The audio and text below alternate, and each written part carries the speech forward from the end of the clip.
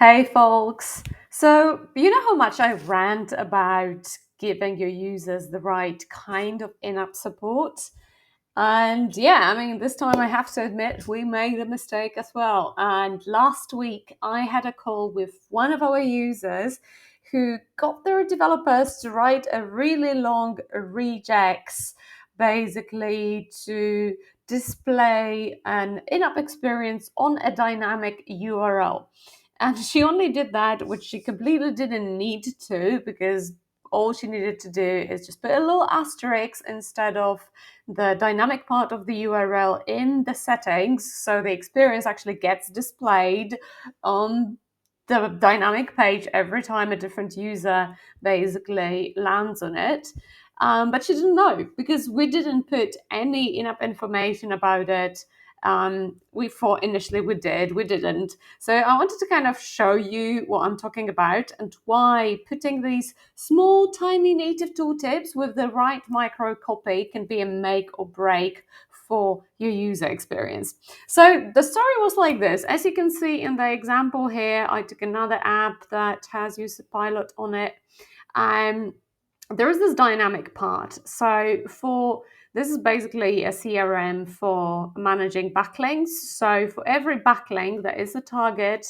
For every URL, that is a target for link building. As you can see, this URL has the target element, but then after the slash, there is a dynamic element, an ID that is different for every target that the user adds to the system. So this was exactly the same story, right? And basically, our user put a tooltip like this one, right, with some copy on it. And then in the settings, when they wanted to publish this tooltip, they went in here and they were like, oh, well, we can't really, display it basically here. So they decided to do a regex match, and then they wrote this whole basically regex, which they didn't need to. So, what I would do instead is adding basically this asterisk, which is a wildcard.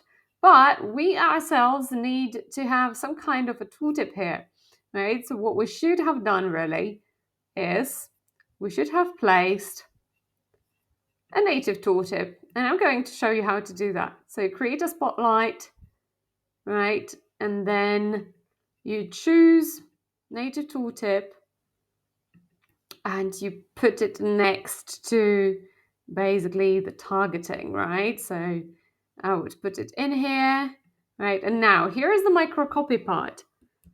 Dynamic URL, use a wildcard in place of the dynamic part of your slug. Okay. And here we can edit this a little bit, add an emoji. I like emojis if you haven't noticed. So to make it more approachable. But essentially, we need to make sure that we inform the users about this behavior. So maybe let's change the design a bit, right? Element, that's right, placement. Placement is okay. Behavior on click, trigger on Hoover, or show on target element, right? You can basically do all these things. Now the badge, I didn't basically select the badge here, so it's not showing, but you get the point. You essentially need to add this microcopy in the right place at the right time, because your users may not actually expect, this to behave in a specific way, right? So, speaking of microcopy, like how should you communicate this message with your users? Going back, essentially, you need to be mindful of the general tenor and your style of communication in apps. So, if you're very serious and enterprise level, then maybe you don't need these emojis, and maybe they don't make it like too funny, right? If on the other hand you have a B2C app and you're targeting younger population and it's more of a lifestyle product, then you definitely don't want to sound too formal because it will be out of sync with your general communication style.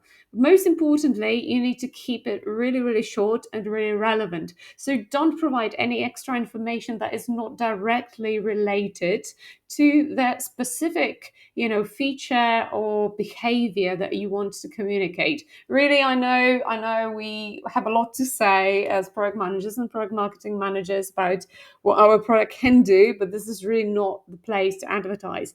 And this is where most support documents fail users, right? Because they say so much extra information that the user doesn't immediately need to get their job done that they get confused, they get bored, and they drop off. You don't want to bore your users, you don't want to lose their attention. So you really need to be quick and to the point.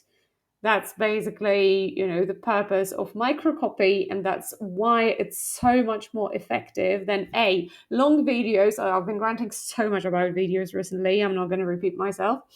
And then help docs, and really taking your users outside your product to read a whole long document to learn how to do this little tiny thing, right? The asterisks. It's just insane. Like, how are you expecting them to, to be happy about this way of communication?